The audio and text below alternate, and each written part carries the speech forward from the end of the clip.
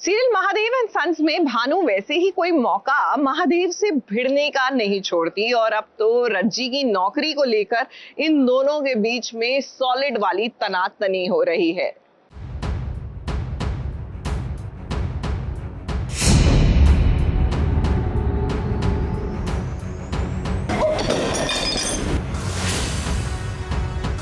काम खराब कर रही हो, आने मत दो और साफ करो इसे।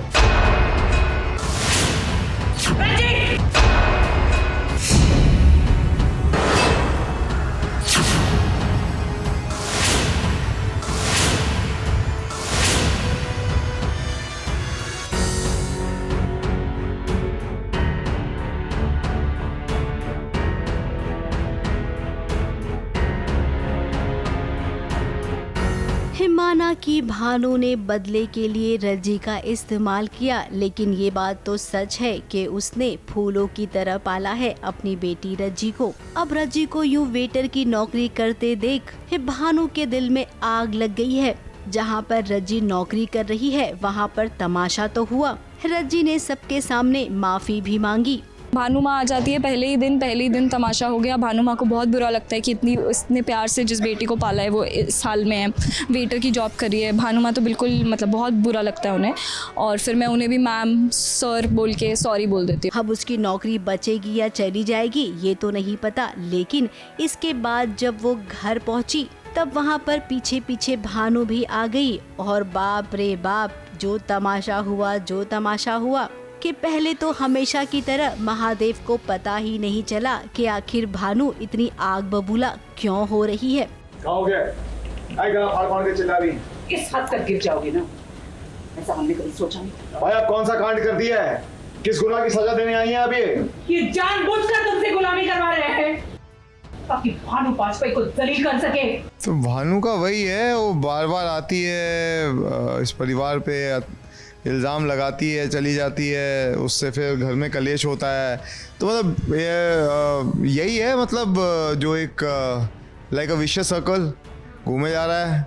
तो उसको जो भी चीज़ पता चलती है वो यहाँ के एक्यूज़ करती है किसी ना किसी के ऊपर, उसके बाद में उसके रिपरकशंस होते हैं, उसके सारे जो आफ्टर मार्क्स होते हैं वो सब हमें झेलने पड़ते हैं। अभी वो कुछ एक नया बम फेंक गई है, तो अभी देखते हैं उसके आगे नौकरी वोकरी का क्या होता है क्या नहीं होता। भानु मौसी की आदत पड़ गई है ना, उनका दिन अच्छा नहीं जाता है जब तक उन पे चिल्लाए ना।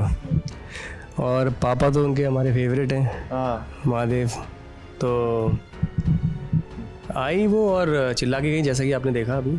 लंबी चौड़ी बहसबाजी हुई, तब कहीं जाकर महादेव को पता चला कि रज्जी बहू रानी तो नौकरी कर रही है। अब धीरज को नौकरी मिल नहीं रही है, तो रज्जी ने सोचा कि अगर मैं काम कर लूंगी तो थोड़ा सा धीरज का हाथ बटा लूंगी। अपने आप को फाइनेंशियली सपोर्ट करने के लिए कि वो धीरज पे डिपेंडेंट ना रहे, इसलिए रज्जी ने कदम उठाया है।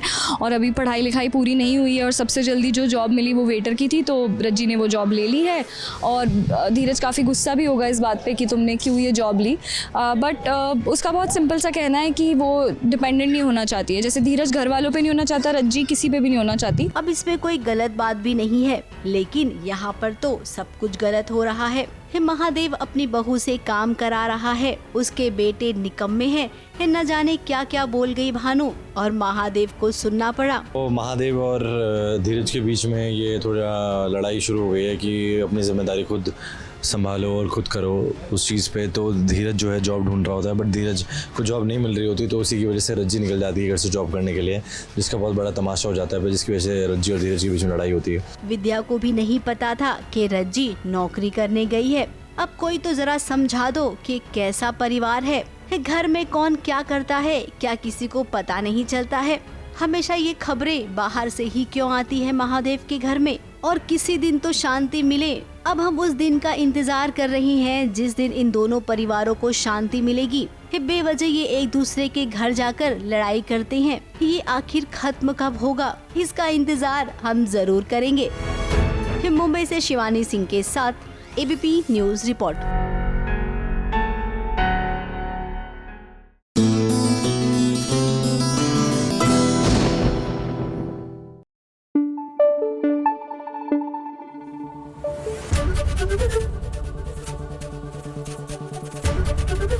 एबीपी न्यूज आपको रखे आगे।